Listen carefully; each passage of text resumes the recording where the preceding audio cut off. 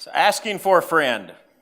So last year I did a sermon series titled Asking for a Friend. And these are questions that you might ask for someone else. These are lawyer type questions. You ever know a lawyer and you say, well, I have a friend who, and you ask him a question. So you don't want him to know he's asking it for you. You want it to be from somebody else. Yourselves.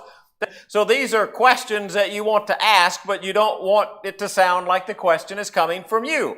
So the way I did this and the way it's being done now is there is a form that you can go to, and when you put a question on that form, I have no idea where it came from. It's a Google's form. I know Google tracks a lot of stuff, okay? I cannot see who submitted the question. I can only see the question.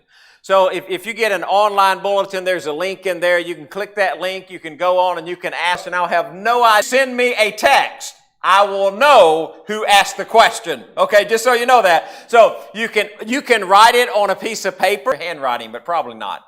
Okay, but the other thing is, do not just tell me. If you walk up to me and say, hey, Greg, I have a question, and you tell me the question, your question will never get on the list, because it's not that I don't like you. Somebody just help me out. Why will the question never get on the list? I'll forget. So never trust my memory. You go to the form, you write it down, you send me a text if you don't mind me knowing who you are, or you send me an email if you don't mind that. You do not just tell me. Okay, so if you have a question, it's not too late. I have actually more questions than I have weeks, but I'm going to try to figure that out. Okay, I'll maybe make more weeks or change my sermon schedule, because the questions were really, really good questions. So if you have one of those, just please, I'm making sure that wasn't somebody sending me a question. So if you have one, just send me a question. And again, if you do it with that online Google form, I have no idea who you are. So I try not to change the questions around very much. I mean, some of them are very, very long, so I have to condense them because they won't all fit on a slide. Okay, because like one question is like, it's really long, right? So this question was not very long, but I left it in exactly the form that it was given to me. I don't know if I can't make that work. Travis, you may be up because I can't make that work. Why did Jesus pick a bunch of losers for disciples? That was the question. Why did Jesus pick a bunch of losers for disciples? And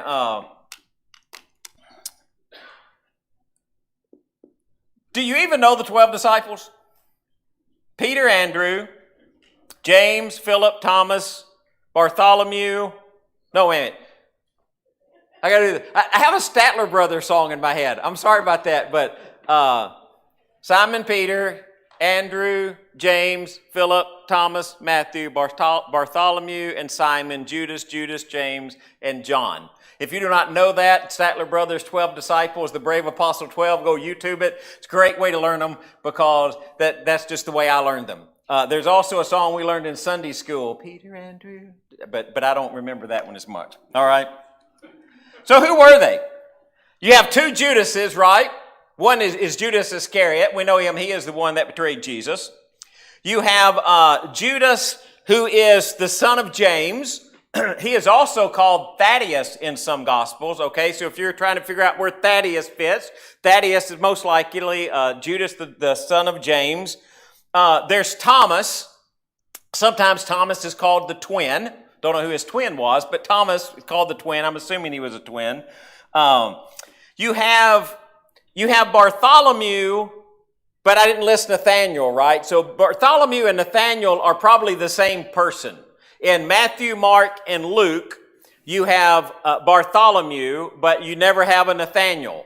In John, you have a Nathaniel, but you never have a Bartholomew. So that kind of leads me to believe you just switched those two, right? So John just called him by another name. So that kind of gets your 12. And you just kind of look at them and you think, well, why did somebody even ask that question? Why did Jesus pick a bunch of losers for disciples? And by the way, just so you know, I don't think they were losers. Okay, so just hang on to that. So who were they? Well, you know, Simon, Andrew, James, and John. If we think about those, this is interactive if you want it to be. What did they do for a living? Okay, they were fishermen. We know Peter, Andrew, James, and John were all fishermen. They were all by the lake, either in the boat or cleaning the nets or doing something like that when Jesus called them. And it even says that they were partners, so they were all together. I don't know about Thomas, Nathaniel, and Philip. They were from the same area, and they might have also been fishermen. And I think maybe they were fishermen because in John chapter 21, when Peter says, well, I'm just going to go fishing, right? Those four, Peter, Andrew, James, and John, go fishing, and also Thomas, Nathaniel, and Philip go fishing. So they were all in the boat fishing. So I'm assuming maybe that the seven of them were fishermen, but it never says what those other three were. That's just kind of Greg guessing. Okay, but maybe they could have been fishermen, or we don't have any idea what they did. You have Matthew, who's also called Levi. Okay, he's a tax collector. So you look at that question and think, okay, tax collectors weren't really thought very much of in New Testament days. And we probably still don't, like them a whole bunch. But, it's just okay. If you're a tax collector, I still love you, brother. I mean, if you're out there, right? You had Simon. He's a zealot, so he is maybe a zealot. The word might have been a Canaanite, actually, So you're kind of looking at him thinking, okay, maybe he's a zealot. You know what a zealot was? A zealot was kind of like a political insurrectionist, really, more than anything else. I guess that's the best thing to call him. Or maybe he was just a Canaanite, but he was something like that, right? So then you've got James, the son of Alphaeus, and Thaddeus, and Judas Iscariot. You don't have any idea what they did. I mean, nothing about an occupation is ever listed. You don't know what they did for a living. You don't know where they came from. They just kind of on the scene, and there they are. And I mean, with Judas Iscariot, sometimes we think, well, he must have had something to do with money because he was a treasurer. Well, it never says that he had anything to do with money. He was just the treasurer. So, you ever been elected to treasurer of a group before? Yeah, I got elected to treasurer of the Rotary Club one time, and I'm like, why? I mean, why did you elect me treasurer? I don't have anything to do with sale. I'm salesman, right? No, but you get elected treasurer, so maybe he just got appointed treasurer. That doesn't mean he had anything to do with money. So you got those guys. And so you've got them in the Gospels, Matthew, Mark, Luke, and John. You're reading about them in different things, and some of them are mentioned a lot. Some of them just mentioned a few times. So then you get to Acts chapter 1, and they're all listed in Acts chapter 1 with Matthias, who's chosen. Y'all remember that? Matthias is chosen to replace Judas. Matthias is never mentioned after he's chosen to replace Judas. His name never comes up again. That's it. Matthias replaced Judas, end of story. Well, the interesting thing about Acts is that outside of Peter, John, and John's brother James, who it just says he was put to death, outside of those two, none of the other apostles are ever mentioned by name. They're either just mentioned as other apostles or the apostles. And you don't know if that means all of them or a few of them or some of them. You don't have any idea what that means. It just means apostles. They're not really mentioned much after the Gospels, except for just a select few. Now, does that mean they weren't important? Absolutely not. I mean, you have church history. We're not going to go into church history about where people think they went and what they did, but we could, but we're not. So when you think about that and you think about that question, well, why did Jesus pick a bunch of losers for disciples? Sometimes when we think about that question, we're thinking about this verse. Now, when they saw the boldness of Peter and John and perceived that they were uneducated, common men, they were astonished, and they discovered and they recognized that they had been with Jesus. So kind of the question is, what does he mean by uneducated and common? Well, uneducated means, very literally, it means unreading. Well, you can't take it too literal, because if you take it too literal, you mean that the apostles couldn't read. No, that's not the point, okay? The point is not that they were unreading. It was a word that was used for somebody who is unschooled. They had never been, they never had any kind of book learning. They lacked the fine training of rabbinical type schools. They didn't go to school, right? So they were uneducated. Have you ever known anybody who really didn't get very far in school, but who knew the Bible extremely well? Like, I have known people like that. My grandfather was one, actually. So, yeah, somebody out there shaking my grandfather. Yeah, grandfathers were like that, at least my generation. They didn't finish a lot of school, but they knew the Bible. These guys are unschooled. They didn't go to the rabbinical training. They didn't go to the Christian colleges. They didn't go get a degree in Bible. They didn't go to theological school, right? So when you look at me, I mean, just for sake of comparison, right? Charles, is it okay if I pick on you too? All right, I didn't ask Charles about this before, so I have to ask. We kind of went to theology school, didn't we? And that's worth like 50 cents and a cup of coffee if you need something. But we're trained, right? I don't know what that means. They didn't tell me a lot of the stuff that I really needed to know. I didn't learn there. How to visit a hospital, how to have a prayer with somebody who is sick, how to help a grieving. Somehow or another, all of that got skipped in theology school. We just learned about the Bible, honestly. And you think about that, but they weren't. So I'm supposedly trained, right? These are untrained guys. That's what that means. They're not trained. This other word means he's kind of like he's unskilled or inexperienced in a particular field of knowledge. He just doesn't. He's just a layperson. He's an amateur. He's not a professional. That common. He's just a professional. He doesn't hold a office. He doesn't have any kind of idea of any kind of group's particular experiences. He's not. In our language, I think we still say this. I'm not really sure. I'm old. He's not in the know. Do people still use that? They're not in the know, or is that like an old phrase? Y'all help me out. Is that an old phrase? Yeah. That's an old phrase. All right. So what's a young hip phrase that goes within the know? We don't have one? So y'all don't know to be in the know. Okay, well that's very interesting, isn't it? All right, so somebody who knows something about something, all right? So he's got that experience. They're a specialist in a particular field, right? So that's not these guys.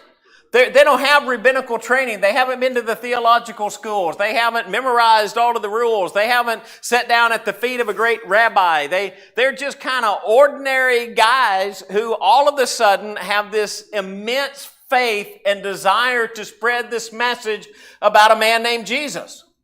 Now, if you think that's unusual, you shouldn't. The Jews, therefore, marveled, saying, "How is it that this man has learning when he has never studied?" Now, who's that statement about?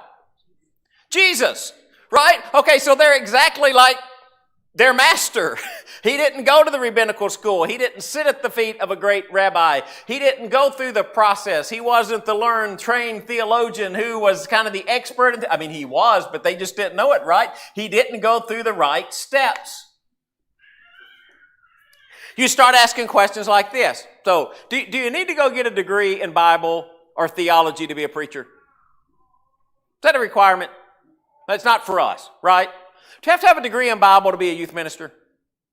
No, you don't. No, you don't have to have that. So you got all of that going on, and you're looking at that and say, okay, but what does it take? It takes a desire in the heart, right? It takes faith in God. It takes a passion about who Jesus is.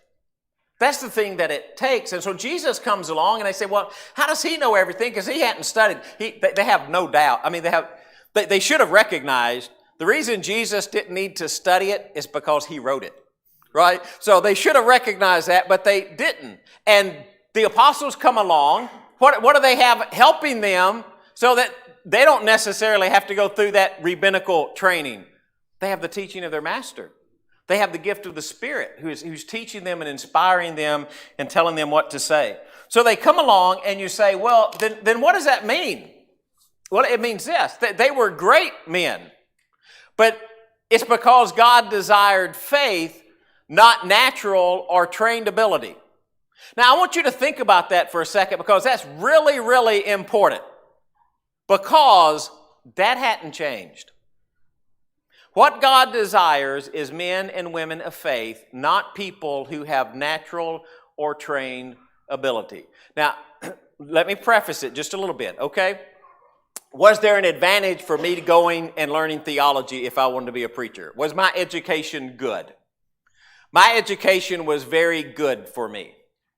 I had great professors. I mean, if I started naming Harvey Floyd and Rodney Cloud and Mike Moss and Tom Holland and Paul Prill, who taught speech, and Marlon Connolly. After that, great mentors who helped me. Byron Laird, Robin Wadley, Tim Logan, just really good people who mentored me through the process of what it meant to be a minister. What makes a great person of faith? And it's not. I don't know if y'all can read. And Andrew, his brother. Follow me. And going on from there, he saw two other brothers, James, the son of Zebedee, and John, his brother, left the boat and their father and followed him. And as Jesus passed on me, and he rose and followed him. A bunch of fishermen and a tax collector, a zealot or Canaanite, some other, and they followed. They were men and women of faith. And I know you're saying, and women, Greg? Yeah. Women who traveled with Jesus, who were wealthy, and who gave their money for his mission. Follow me. He said, follow me. Would you have that faith? The faith to leave that, who you believe to be the Messiah. Faith to change your life. Faith to be different. And say, I wonder why Jesus picked a bunch of losers. Because if you've never thought about that, you probably should. Have you ever looked at what you were doing in your life? How you were serving God? And have you ever stopped and looked and just thought, why did God pick such a loser? Why did he pick me? Why didn't he pick somebody else? Why didn't he pick somebody that was the top? I just want you to guess real quick, whose name would not be on the list? Okay, my name's not on that list. If you're at campus, that would give you my... That's because I'm so good looking, right? No. What makes someone a faithful follower of Jesus? For consider your calling, brothers.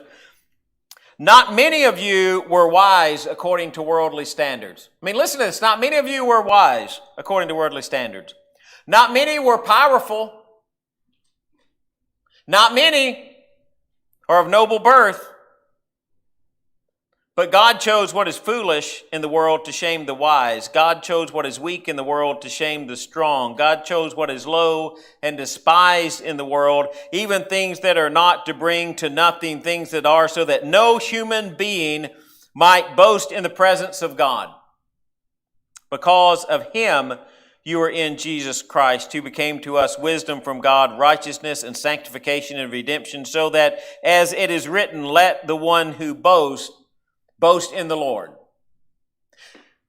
Are you saved because you're so good? No, you're not. You're saved by the blood of Jesus.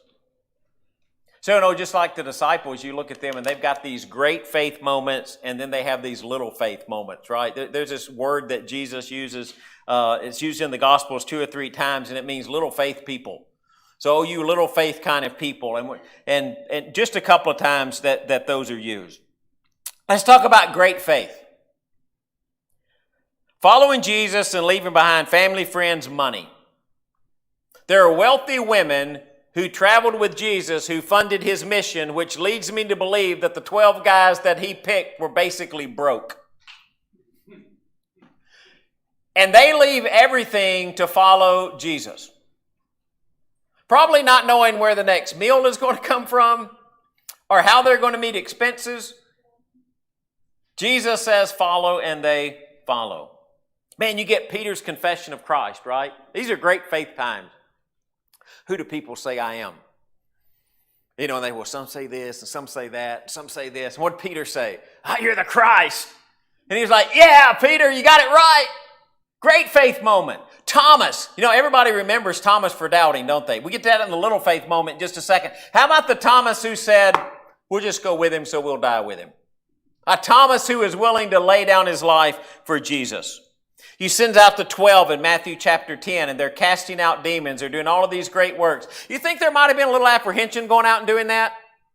Just imagine Jesus called you together. You're just a bunch of fishermen and a tax collector. You are some of them, we don't know what they were, but they're just kind of a collection of guys. And Jesus calls you in. He says, look now, I'm going to send y'all out on this mission, and I want you to go out and preach the gospel, and you're going to cast out some demons. I mean, anybody be like, well, wait on a minute.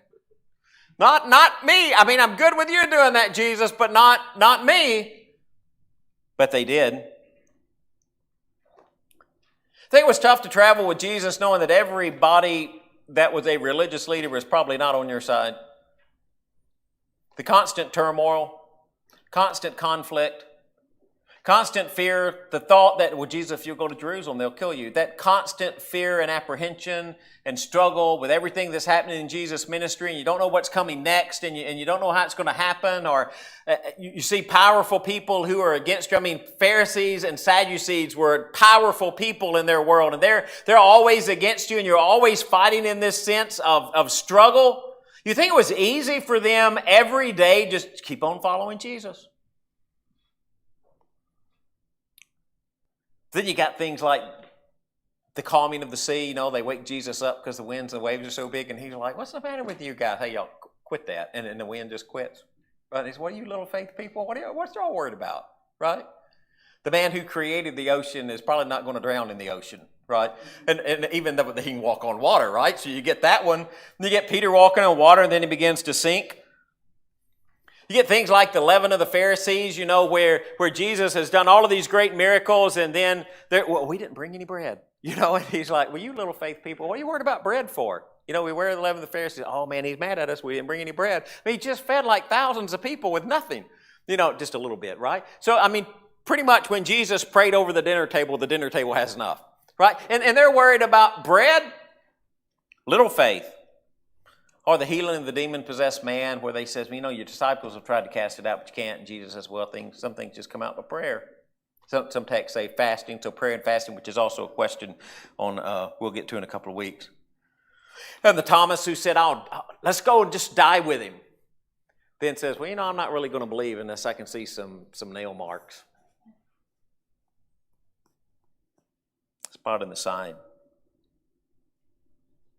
Peter who said, you are the Christ, who in the garden took out his sword to defend Jesus, and then sat in that courtyard and denied Jesus 3 times with cursing. Great faith, little faith. You know what I like about that? Because I've got my own great faith, little faith moments. You have your own great faith, little faith moments? Moments that like, man, I trust God to take care of this, and then moments you're like, I just don't know.